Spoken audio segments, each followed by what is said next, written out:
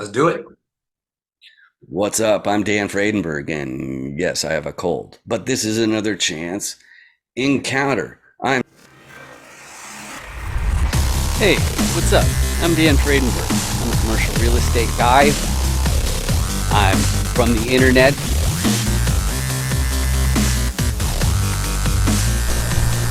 We're seeing more properties like this being built in front of a house. It's going to be torn down soon. I understand that there are power lines that are getting kind of close. What's up again? This is Dan Fradenberg, and that there is a commercial real estate building.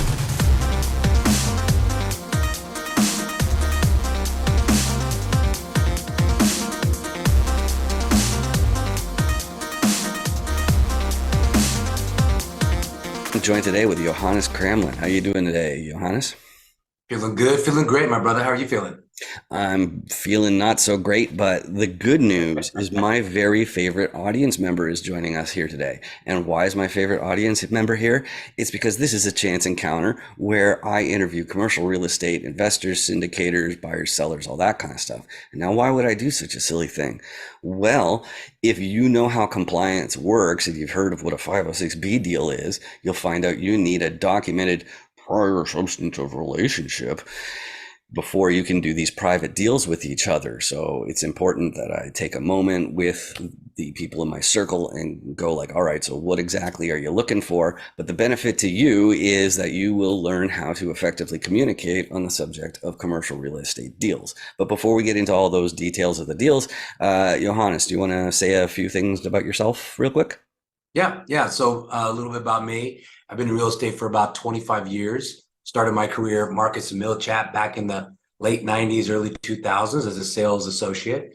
Then I moved into the commercial development side, working for big companies like Forest Green, which got bought by Brookfields, and Village Green, which is another big apartment developer in Chicago. Did all that till the recession in 2008. And then when that happened, I moved over into the telecom space and became a vice president of real estate for T-Mobile, and was responsible for helping them acquire all the sites where they build their towers and then leasing them up to carriers. Then I got into back into the multifamily space with my lovely wife, Lisa, in 2018.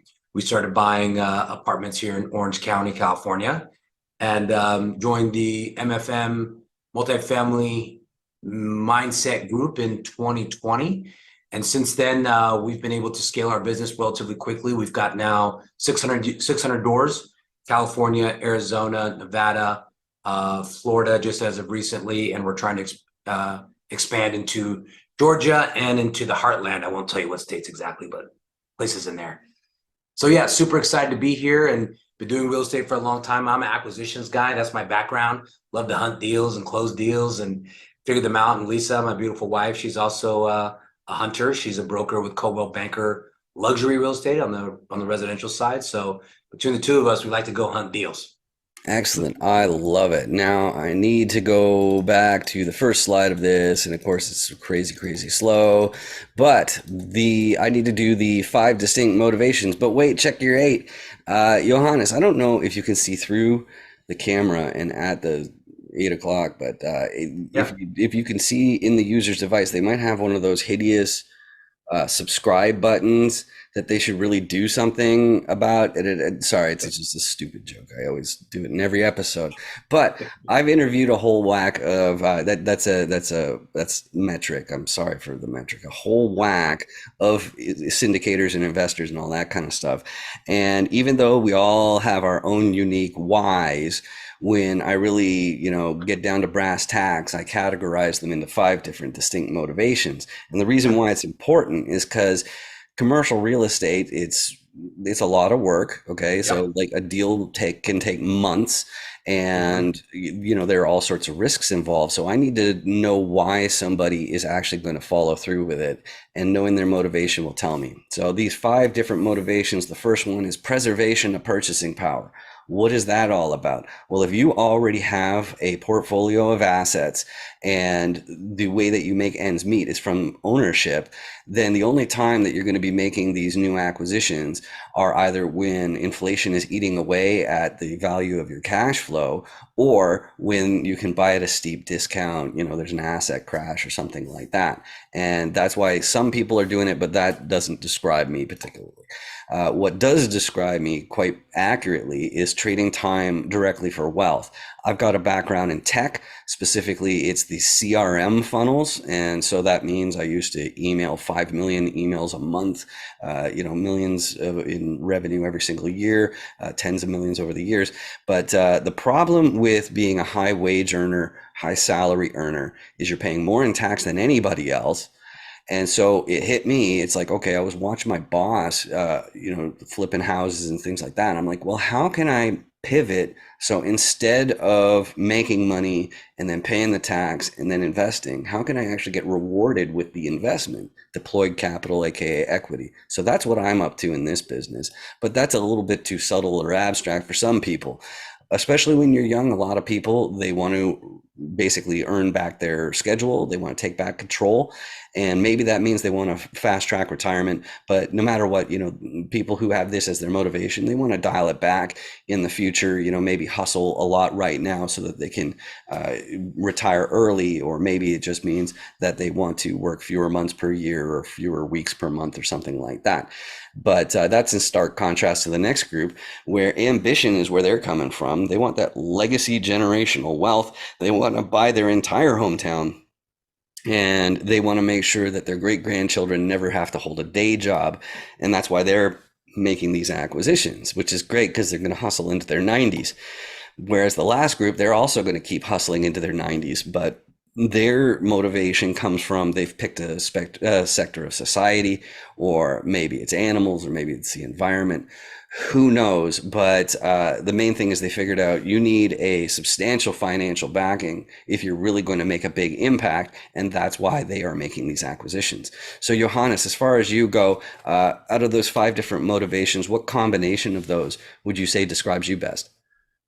Well, I would say I'm in alignment with you on number 2. Also was a high income earner and was getting taxed out of my, what, in California, probably about 55% of my total income, even higher when I got bonuses. So that really drove me to look at let's figure out a way to preserve more capital and build wealth. And then I'd also say aligned with that was just my knowledge and experience there was I already had the skill set, just a matter of now monetizing it. I was just tired of making everybody super wealthy. And so it's like, why am I doing all this work? And I could do the exact same work and make myself wealthy. So it was that. And then this last one, help people who need it. Everybody needs somebody sometimes, and it might as well be me. Yeah. I also see a lot of value in helping youth, especially kids.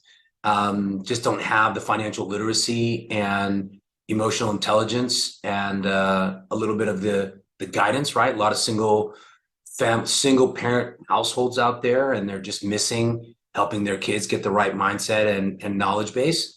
So the more that I can help influence them, which is part of the reason why I want to be here, is more external influence, especially African-American minority kids, right? I just feel like the messaging to them is always, I'm the victim. It's somebody has to come and take care of me, or reach of the government. So I find that there's a huge value in me as a African-American man being able to help a lot of kids, but especially African-American, Latino, just minority kids in general. So I think that position of influence and being successful and being able to send that message back out is a big driver for Lisa and I both. We don't have any children. We want to, but if we can help others, that'd be great. Excellent. That's that. Wow, you really hit home for me on a couple of those ones right there. It's really fantastic. It's like, well, why make a bunch of other people wealthy when you can, sort yourself out first, and then that way you can actually take care of people. I absolutely love it. That's right. But there are plenty of risks involved in real estate, and so I like to ask this tolerance for risk assessment question, which is a fill in the blanks question. Okay. There are many popular investment asset classes, but I think blank is too risky. What's too risky for you to invest in? It can be real estate or outside of it. What's too risky? Well, I'll give you one real estate, one not real estate. So commercial office, I think, is very risky, especially in these economic climate. A lot of companies now are consolidating, letting people off. There's also a work from home culture that's been developed post COVID. You look at cities like San Francisco, just an example of California, San Francisco, vacancies are now double digits, right? So commercial office is really impacted by the economy and can fluctuate, where I think residential multifamily, which what we're in, right, is a necessity that people need. It'd be the last thing that they cut, where a business, they'll look at extra space and cut it very quickly, even pay high fines to break leases. The second one I would say is cryptocurrency. I think it's a great concept, and I think it'll be. I think people are buying into this, to how it works, and I think there's a lot of value there, but I don't think it's stable yet. And also, it's not a tangible asset that can be backed by a hard physical asset. And I also think it's not insurable, that sort of thing. And now that we've seen it kind of evolve, we're seeing a lot of corruption and all these different scams that are happening. So I'm just a big believer in put your money into hard, tangible assets, right, that you can insure. I do like the stock market, but for different reasons. I'm not an active trader. I'm a passive trader. So I invest in index funds. I think everyone's been doing that lately, right? Low trading. The stock market always grows as the population grows. It's just inevitable. And if you watch the market over a long period of time, the capitalization of the market grows. But crypto, not putting my money into, and commercial office, not putting my money into. Too risky. I love it. I love it. And this is my Yummy. yeah. It's it just kills me. And all right, but that's the segue into the part with the Dan Does Deals Core Competency Cube, which has 6 different sides here with the 6 different roles. And in every episode, I go through all 6 sides of the die, and this is the piece of the puzzle that helps you learn how to effectively communicate on the subject of commercial real estate deals. If you want your own copy, you go to dandoesdeals.com. I don't even ask for your email address. And from a marketing perspective, that's like the worst thing you could possibly do, is not ask for contact information in return for your freebie. But I want to have 0 things getting in your way from printing it out. And then you can practice these different sides expressing what they do. And then that way, because I really think that's the biggest thing that's going to get in the way of your success in this industry. So make sure you do that. And more importantly, you're also going to know how my guest fits into these deals. So it takes 2 minutes and I go through each side in that 2 minutes. So let's do this. A repositioner is the first person I want to talk about. They look at a bunch of different properties because they are acquisitions people. And why are they called repositioners? Well, it's because they're figuring out how to find some upside. How do they do that? Well, first, there's a fancy word. They have to underwrite the deal. That means they have to do the math. They have to figure out, first of all, is this property even making the amount of money that the seller or the broker is claiming it is? Because it probably isn't. I probably shouldn't say probably, but there's a very, very good chance. But the repositioner is figuring that out, and they're figuring out how do they get that upside. And one of the things that's also a pivotal part of every repositioner's business is they have to have investor relations with the financiers. So financiers are people who only deal with paper and money, and they are not part of the GP team. And so that means they aren't actively working involved. They're only dealing with paper and money, as I said. But the reason why they're so important is because if you can get a more advantageous loan, then that goes straight to the bottom line. Okay. So that, in other words, the profitability of the building. So that's a huge part of every repositioner's business. But the next place they're going to look is the operations. You're going to find out if all those Benjamins are going down the toilet right there. Yep. But of course, there's a lot more to operations than just unclogging toilets and collecting rents and mowing lawns. There's also a marketing component, even when you deal with properties that are 100 units or more, like myself. So you have a third-party management, property manager, something like that. If they are having issues filling the units, in other words, a vacancy rate problem, somebody has to be able to step in and make sure that they can pull that off. That's one thing that I can contribute. And then the other thing is the CRM automation. That sort of stuff is what I do, and some handyman and engineering background. But chances are the operations is not going to make a big enough difference. So frequently repositioners will get a contractor team involved to upgrade the units. Okay. They're going to do a value add or renovations, with the idea being that the next resident will be happy to pay more than the previous one because it's a nicer place. But you have to be super duper careful when you're spending money on construction. That's because, like, if you're gold plating toilets, you're never going to ROI on it, right? So if you are like me, and I don't know if you know this about me, but I'm from the internet. And so that means that I need locals. I need boots on the ground, somebody who can be there in an hour or two, because that's not going to be me. I'd still be stuck at an airport in an hour or two.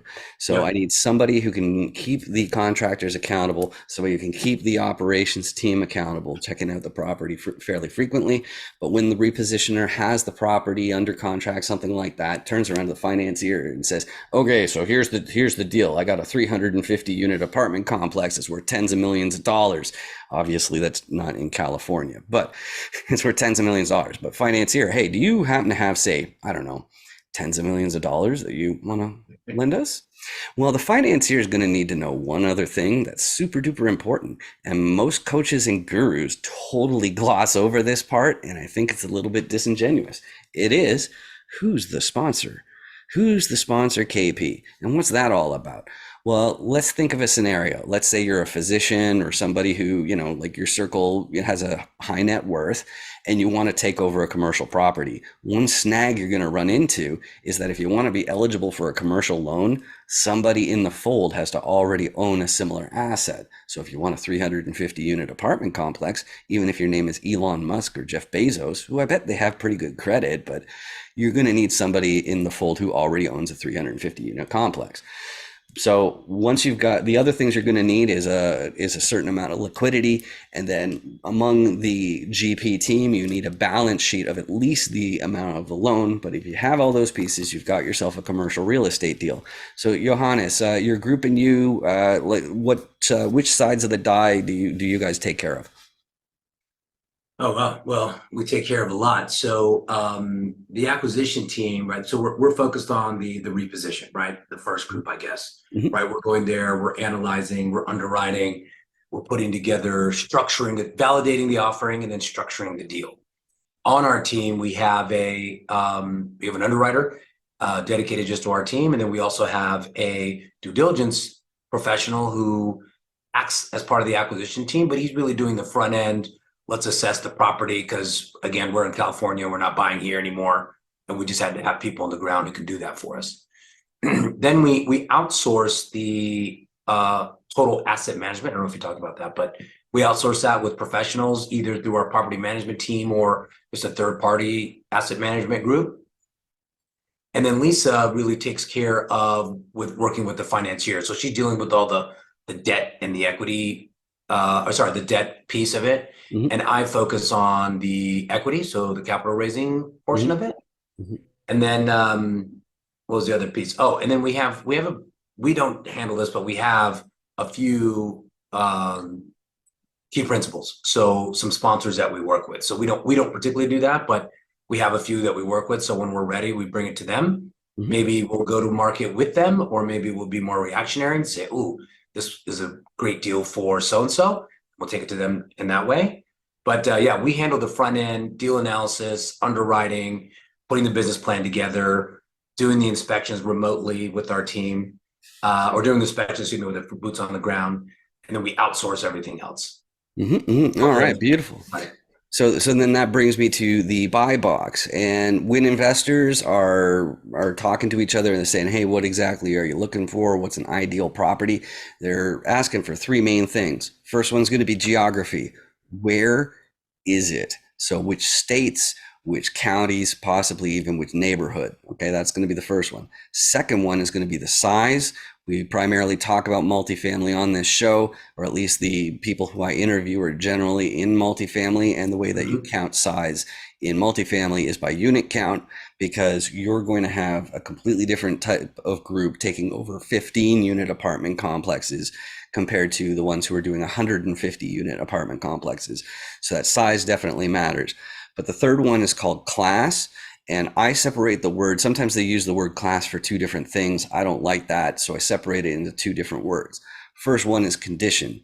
So how old is it? Is it a recent build, or is it like way back from the previous millennia, or like what's going on with that? And then as far as like amenities, like luxuries, and like anything like that, that's the first version. That's the condition of the building, and like basically how beat up it is, or in good shape. The second one I call area. And when they're talking about the area for a property, they're asking about like, what's the crime rate like where the property is located? What are the school districts like where the property is located? And how much like traffic goes by in any given day?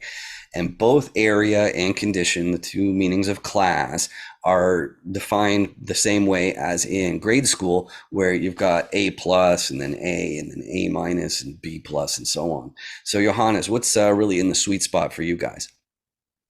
Yeah, so the first one was Geography, right? geography, right? So we're heavily focused on, historically we've been on the West Coast, but over the post-COVID, everything's really moved to the central region or the South and or the Southeast. So today we're heavily focused on Florida, Central Florida to be specific, Orlando and Orlando MSA, and then the Lakeland MSA, pretty much everything Central Florida that's going from Space Coast all the way across to Tampa. And the reason why we like that area is there's huge job growth, huge population growth, and we can find the class of properties that we're looking for. So in that particular region, we're looking in, so neighborhood wise, we want B to B plus neighborhoods. Asset class wise, we're looking for C plus to B minuses. And the reason why we're really focused on that is in terms of the actual neighborhoods, we feel like the population is growing so quickly in that particular market that soon those B minus neighborhoods are going to be B plus A minus neighborhoods. And if we can reposition a great asset, the C minus to the B plus, those will soon and make them B's C minus or B minus, we can make them B's or B pluses. That's a huge reposition and a value add for us. The second market, and I think the challenge with that market is just insurance, but we really like that area. The second area that we're focused on is in what I call the heartland. That can be, and I won't necessarily mention states, but if you think about the central portion of the United States, I'll mention a couple: Arkansas, Kansas, right around that area. Mm-hmm. And why we like it is, again, there's a huge migration there from, I would say, for lack of a better word, some blue states where you got a lot of migration coming from California, whatnot, going to these that are more business friendly. Subsequently, you have the huge job growth and population growth, even higher than some places like Texas. Mm-hmm. And also just low barriers to entry. The unit counts, the cost per unit is very low. There's not huge insurance costs. It's just really easy to get into. Now, those are kind of growth markets. So in all those, I'd say in Florida, we're looking at units counts of a minimum of 110 or 120. And that's because you see a lot of large build. That's the average building size when you're looking at units. In the Heartland area, we're looking at even larger 200, 250 unit buildings. Why? Because the cost per unit is much less. Also, there's a huge boom in the late 80s that we're building, or late 70s, excuse me, that we're building a lot of the C minus buildings that we're looking for, and they're just massive. So that really helps us there. Vintage wise, across everything, we're trying to do both markets, both regions. We're trying to do 80s plus, so 85 and older, just because of constructability. You've got power, you've got different plumbing, you've got electrical requirements that are old and outdated, would be very expensive to replace and don't necessarily give you the return on the investment. Mm-hmm. Did I answer all those? Yep, you got them all. And I love how you mentioned business friendly, because normally you end up hearing about landlord and tenant friendly states and whatnot. And it's a bit of a pet peeve of mine, because I think it frames the argument completely wrong. Because like if government actually wanted to control it, there's nothing stopping them from, picking up all sorts of properties and creating affordable housing that way. But instead they decide to let business owners buy them up. And so the landlord versus tenant friendly state idea, it's really more like in those states, it's like, do they allow people to do what they choose with stuff that they own? So like I'm an ethicist, and the word commercial in commercial real estate is actually what convinced me, because I'm like, okay, so it's like a business. It's like, it literally is a business. This is not the house that your grandpa built from a Sears catalog order, with his own hands or something like that. It's not an heirloom or something like that. No, it's a building that was built for profit. So like ethically, you can't really have that attitude of, it's like, oh well, greedy landlord or whatever, because there's definitely, Yeah, there's something going on.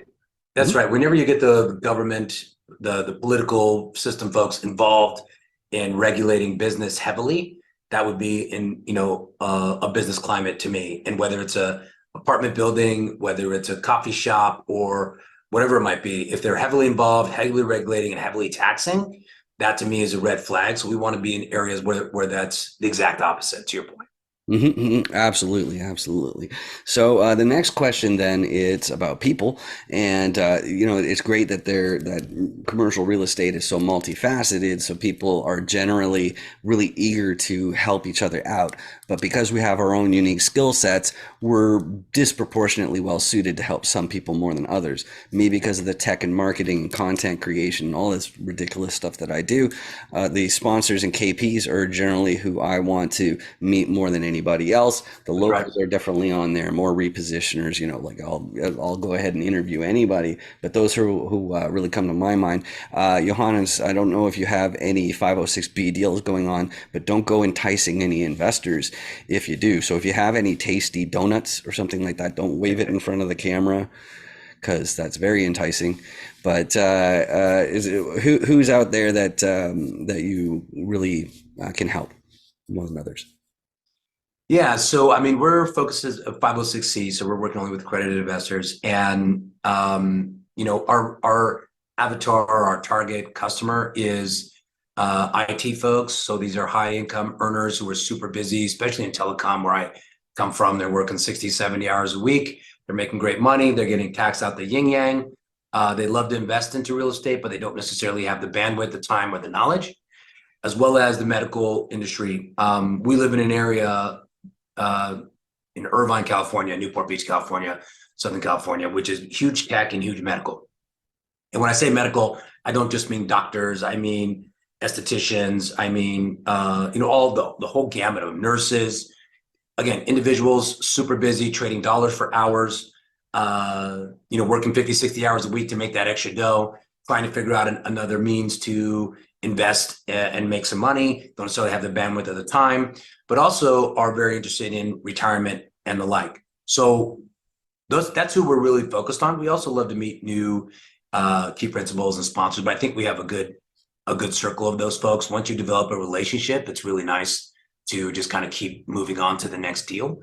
And we'll hopefully hope to sponsor our own deals eventually, right? Mm-hmm. But right now, we're really looking to bring value to high-income tech earners and high-income medical folks who are just tired, in the same position as us, right? Tired of getting taxed. Tired. I'll tell you, so you know this because you're in tech. Whenever you get a bonus, like my last year in technology was 2020. I had a $130,000 commission or bonus at the end of the year. I was taxed so high. I think it was 63%. I didn't even know this. I thought it would be taxed at the regular income rate. I was taxed so high. It was like 63%. I'm like, what? There's no motivation to do that again. Why would I go and do that if I'm going to give everything away, right? And then on top of that, you got the California state tax. So I think a lot of people are feeling that pain, and they're scared to invest in, or I would say nervous about investing in stock market and or cryptocurrencies. They're looking for something more solid. So I'm there to provide value and to help educate folks on what those alternatives are. And that's the exact position that I was in, 5 years ago.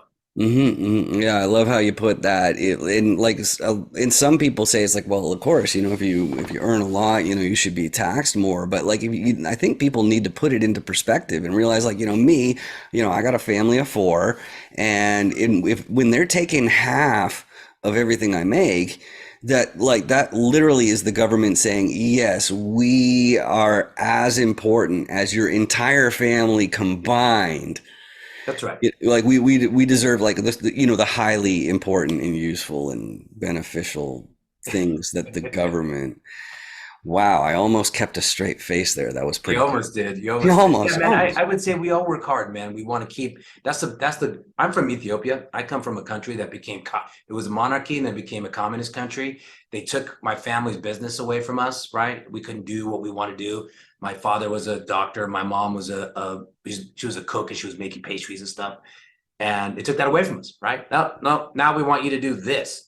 And that's very scary. And sometimes it feels like we're going down that path because the promise of the United States, one of the reasons why it's such an awesome investment place for why everyone around the world is buying up assets in the United States is because you have the opportunity to keep what you make, right?